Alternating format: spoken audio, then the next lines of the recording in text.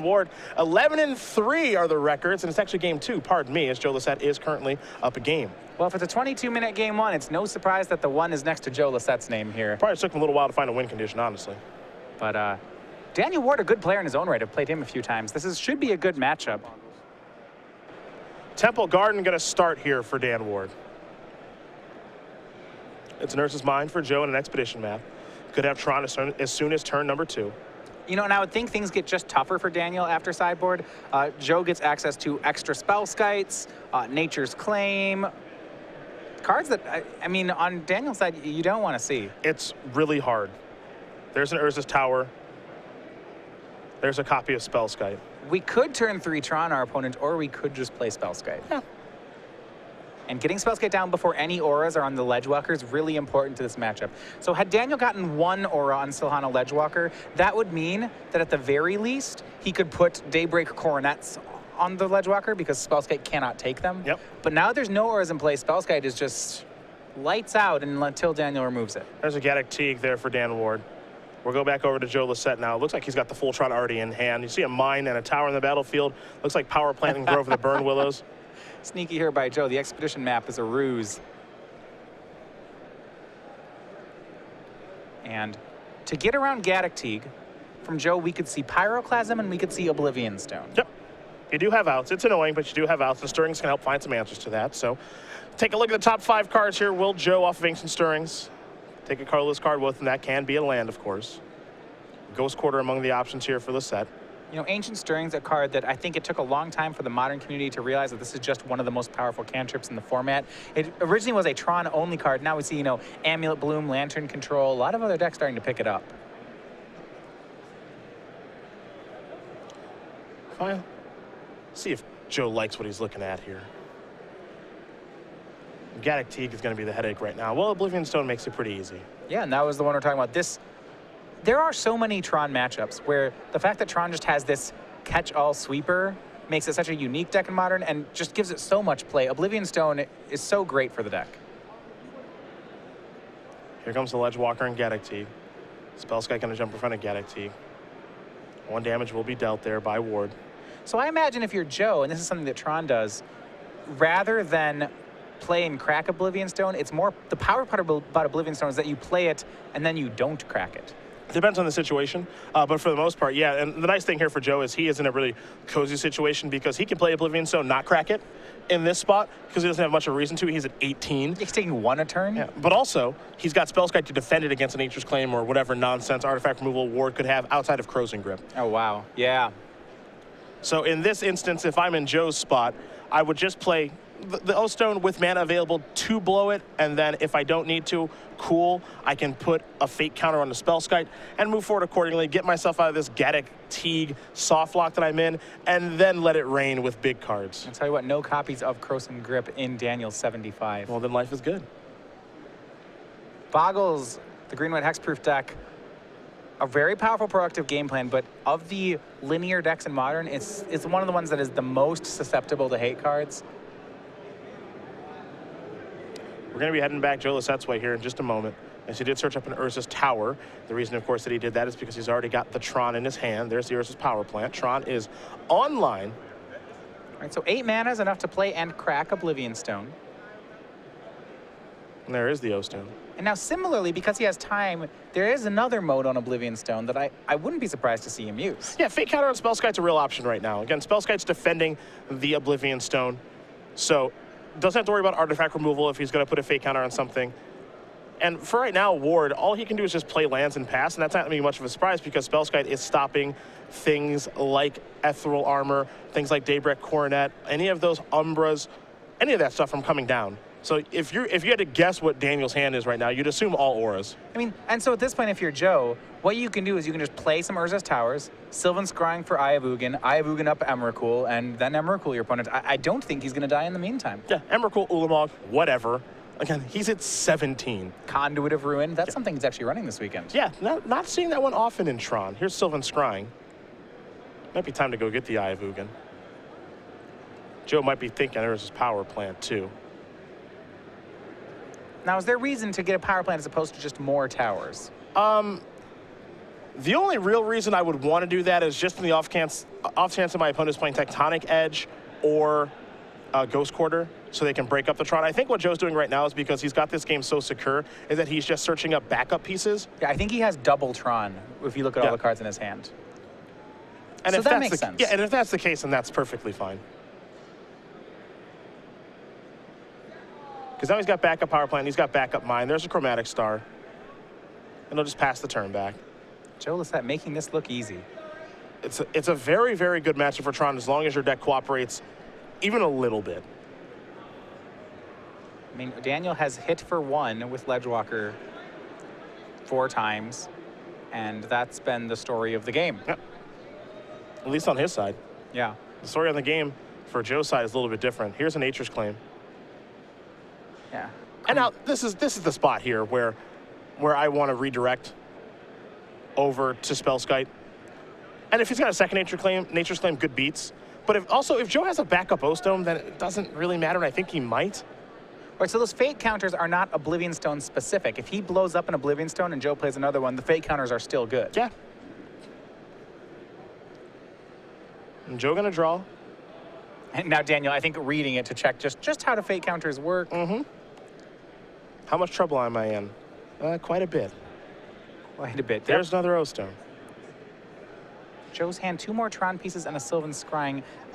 I'm feeling like it might be time for the eye. Yep.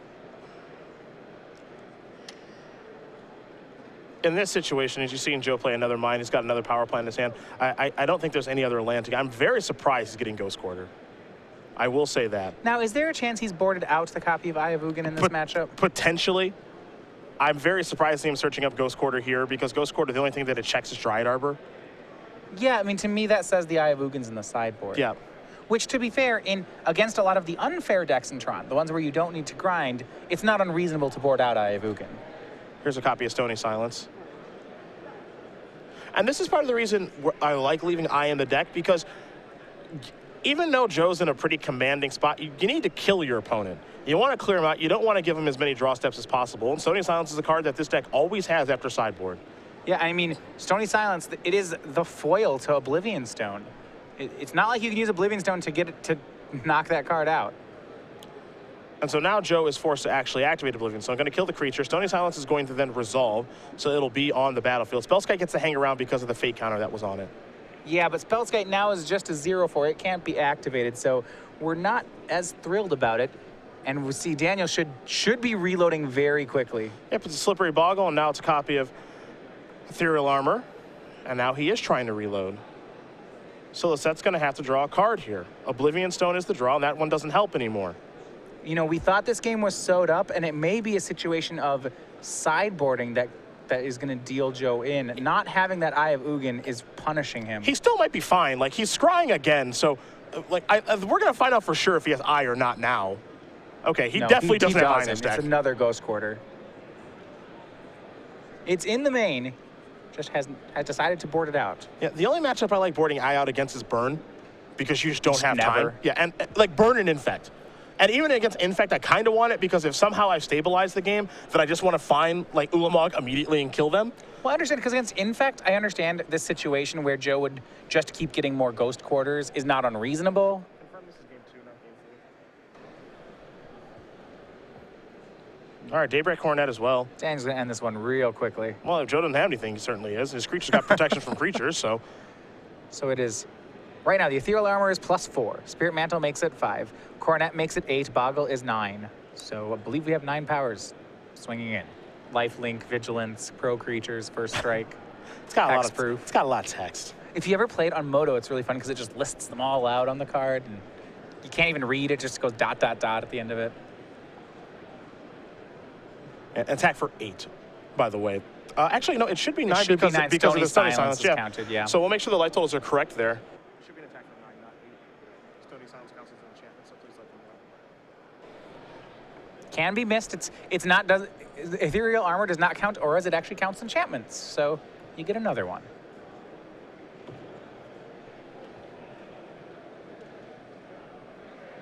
And Joe's going to Ghost Quarter himself on the upkeep. Ghost Quarter his Grove.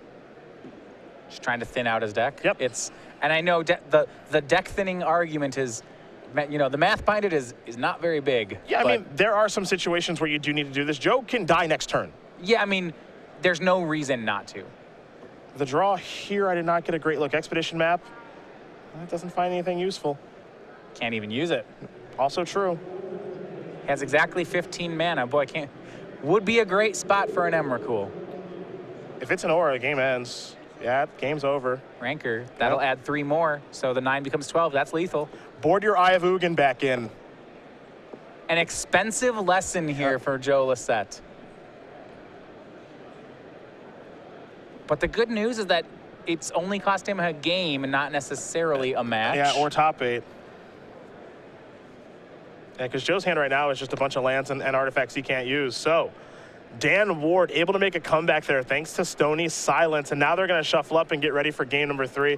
And we're going to watch Joe now see if he go back to the back to the drawing board, excuse me, because that's not like an anomaly what just happened there. Like that's how it plays. That's just your deck is redundant in being able to find specific lands. That's part of the appeal of playing Tron, because you can specifically find your Tron pieces redundantly. And so once you get control of the game, you have to close the game as fast as possible. The way to close the game fast as possible is to search for a land, because that's what your deck does best. You have Scrying, you have Eye, you have Ancient Stirrings, all these cantrips, and Eye is the way that you do that. There are situations where Eye is a complete disaster, obviously, because it doesn't make mana. It doesn't do anything, but you need it to actually be able to win and win games quickly. You saw him draw a map. You saw him draw 2 Scryings when the game was, I don't want to say up for grabs. He had control of the game until Stony Silence came, but if he had an Eye at any point there, the conversation is completely different. He's 12-3. And I understand it too, because if you're saying that you board out Eye against Burn and you board out Eye against Infect, it makes sense to me that if Joe hasn't played this matchup much, they'd say, well, this matchup feels a lot like Burn and Infect. Maybe I'm supposed to board out the Eye. The difference is subtle, because the pump spells from Burn, or sorry, the pump spells rather from Infect and from Burn are instants, and the pump spells from Hexproof are permanents, which that's just enough of a difference to change the decision, on how the match plays out. So Joe did go back to the drawing board. Don't know if he grabbed the Eye of Ugin or not. We'll find out soon enough. And worth noting, these players don't really have a ton of time left, and you don't want to draw right now. I mean, you don't really want to draw ever, but you certainly don't want one right now. While these players do shuffle up, we will talk about the StarCityGames.com holiday sale. December 1st to January 1st, all month long, we got cool stuff going on. Right now, up to 20% off of select promo lands. That'll end Monday at 10:59 a.m. East Coast time. New items added at 11 a.m. East Coast time, Monday through Friday. And, of course, stocking stuffers all month long. StarCityGames.com for more information. Check the website all December long for some sweet specials. Again, this one does end Monday at 10:59 a.m. East Coast time. Game number 3 on the way here between Joe Lossett and Daniel Ward. Both these players certainly in top 8 contention. For Dan Ward, he's been playing Green-White Hexproof for a very, very long time. If you've ever run into him in a modern tournament, he doesn't even consider switching decks. He loves the deck. He's been playing it for, I would say, over a year now. And for Joe, he's been playing Green-White Tron here on the SCG Tour for a while, as well as his modern weapon of choice. So, 2 players playing decks they know pretty well. We'll see if Joe did bring back in the Eye of Ugin or not, as these players do draw up their opening hands here for game number 3.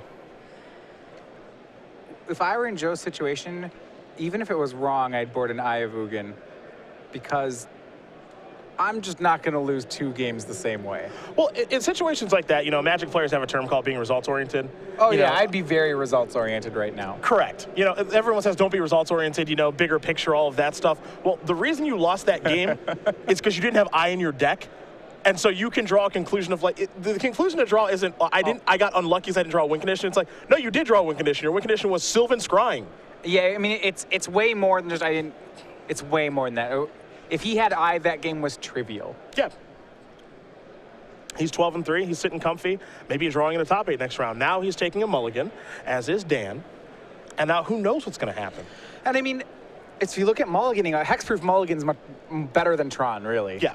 The deck, if Joe doesn't interact, Daniel could kill him with a 4-card hand. Both decks do take advantage of the Vancouver mulligan rule quite a bit, though.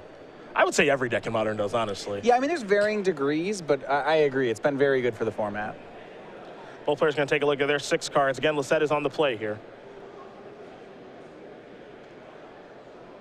Lossett already in the Players' Championship after the Saturday results, but, looking for a lot more this weekend. He's on the cusp of top 8. Don't know if he'll be able to draw in next round or not. That's very much unclear at this point. But if he wins, he keeps the top 8 dreams alive, and that's all that matters right now, is both players will scry from the Vancouver Mulligan. It's a Grove, it's a Chromatic Star, and we're underway here in game number 2 for Dan. It's just a land that enters the battlefield tapped in Temple Garden. Yeah, no Glade Cover Scout or Slippery Boggle is a real victory for Joe. Now, of course, the concern is there a Stony Silence? Yep. If there is, and there is, he's in a lot of trouble. Joe kept a 1-land hand with Expedition Map and Chromatic Star. He did not hit the second land, and now I imagine his whole hand is going to be artifacts. This is going to be pretty hard. This is doable, but it's hard. It really depends on what Dan kept, because it wouldn't surprise you at all that Dan just kept a hand based off of Stony Silence to buy him time because it's so good against Tron. Yeah. I mean, Joe plays Nature's Claims, and if he gets one of them, it's off to the races. Yeah, he's unlocked. He can function again. There's a Glade Cover Scout. Talking about being unlocked, here's another deck that just got good. And Joe has Nature's Claim. Oh, wow, this is great. So Can't cash that in, can't cash that in, can't cash that in. Stony Silence on the battlefield. yeah. But no, this is who, so he's letting the Scout resolve, and when Daniel goes for Spider Umbra, now we're claiming the Stony Silence and getting, this is, okay, this is so well played by Joe, because I'll tell you what, if I had Nature's Claim, I would have blown up that Stony Silence and cracked my map and gone on with my life, but Joe, just getting maximum value here off it. Smart play. It's a very smart play, and now his deck is unlocked, which is very important. Aura on Spellskite, he can even steal Coronets now. Yep. Dan thinking about playing land, doesn't though. It's got Totem Armor. Oblivion Stone to draw. And he has the Pyroclasm here. He could sweep away the Glade Cover Scout. Yep. This is a best case scenario here for Joe. This is all lining up pretty well now. Now he's just got to find the Tron pieces. He's going to crack the map. And I'm perfectly fine not casting Pyroclasm this turn because you have Spellskite out there to defend and you have a Totem Armor on it. So getting Tron piece number 1 is probably ideal. You just want to make sure you do hit your land drop. I also like cracking the star there, or the sphere, because you want to influence your draw as much as possible about what Tron piece you want to search up. Yeah, were the map. draw off sphere to get you a Tron piece, you want to make sure you get a different one. Yep. So I like all the sequencing that's basically been done here by Joe. Yeah, one thing I really do like about Tron is, you know, a lot of the skill in it is in the sequencing of cantrips. The entire deck really is sequencing. It's very unfamiliar. It's very unfamiliar for people who just play Standard, for example, where, you know, it's a lot of creature combat and then, you know, Kolaghan's commands, Ochi's commands and stuff like that. Tron is, I don't want to say it's not playing Magic, it's just a different form of Magic. Your goal, because you're a 20-land deck, and realistically you're 19 because one of them is Ayavugan, is to maximize your chances at hitting Tron as often as possible, as early as possible. So that's where the spheres and the stars and the relics and all the cycling does come in. So he's still inscrying for a mine here. Joe Lossett actually not going for Pyroclasm on Glade Cover Scout. I suppose no real reason as long as Spellskite's in play. Yeah, I think he's fine just leaving Pyroclasm in his hand. In order for Dan to kind of get around this, he either needs to kill Spellskite. Twice. Yeah, find a Stony Silence, or try to go wide with more threats, and if the go wide plan comes up, all right, just Pyroclasm your stuff away. So I love it. Well, Spellskite's a 1/5. It can block and kill the Scout. And now here's Oblivion Stone. It's not the go wide plan stinks. Joe some redemption here, may get to shut down Ward. Now he's got to win quickly. 5 minutes left in the round. He found a third Tron piece, but it was a copy of Power Plant. The good thing about Tron is that once it actually plays a threat, it does not take long to win. No, you see Ulamog, Ceaseless Hunger in his hand. Yeah. Were he to get a tower, he can immediately cast it. There's Windswept Teeth. Oh, never mind. He played Horizon Canopy. Joe's correct. Pass the turn back. Sometimes you forget Horizon Canopy's a land drop because it feels a lot like a spell. Yep. Third Power Plant, 6 mana. Pass the turn back. Scrying, map, tower, turn it on. Those are the draws he's looking for. I mean, we're getting to the point. He has his lock on Daniel is so hard right now that we could just see Grove, Mine, Forest, Yeah, you can see Ulamog. just the hard cast Ulamog. Oh, yeah. No tower necessary. There's a Ledge Walker. Pass the turn back. Well, Daniel's got a clock now. Fake counter's going to go on Spellskite. Lossett will draw a card. That may have been the map. Big news if it is. Oh, yeah, it is. Yep. He can crack map now. Basic forest in any of those Tron lands. Tower will be 3 mana, 3, 4, 5, 6, 7, 8, 9. So close. Yeah, a little short. I think we'll be okay, though.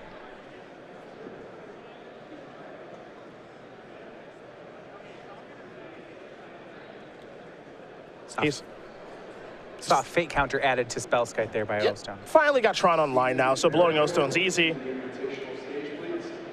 Looks like he has a backup O-Stone in hand. You see the Ulamog in hand. That's the plan for the next turn. And no 4 minutes is not a lot of time to get a game done. Plenty of time to get the game done for Ulamog. Well, when Ulamog attacks, he exiles 20, so that's a pretty fast clock. It's not bad. It's not bad. I do kind of like how the flavor on that card, you know, we saw the old Eldrazi have Annihilator, and it always feels like Ulamog, this new Ulamog has Annihilator, but he annihilates your deck instead. Yeah. I like new Ulamog a lot. It's a really good card. Not a lot of decks can play it, obviously, but for Tron, it's a really good card.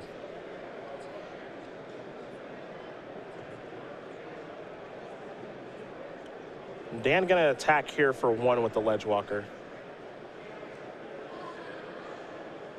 And it looks like it's gonna be blocked. Yeah, so Spider Umbra That gives it reach. doesn't just give it totem armor, it gives it reach. Here's And Ulamog. Daniel should know that. He's the hexproof player. I think he was trying to get a point in. I think he was trying to slide it by him. All right. All right. That's true. You cannot always count that your opponents know what Spider Umbra does. That says Ledgewalker can't be blocked except by creatures with flying. So that's actually been been errated. It has been errated? Yeah. Okay. So yep. Because reach is you may block as though you have flying. All right. So for the purposes of blocking. Sure. Yeah. And it says, and it has reach. It can block creatures with flying. Sure. Fair enough, fair enough. A strange errata, but it'll work. Nature's Claim is going to take care of the Umbra. Ulamog did come in. Now it's looking to close the game out in very short order. Yeah, hit 2 lands. I mean, not like Ulamog can really exile Daniel's creatures per se, but the attack should be good enough. Yeah, can't take care of Glade Cover Scout, can't take care of Slippery Boggle, excuse me, Ledgewalker, any of those nonsense creatures from Hexproof.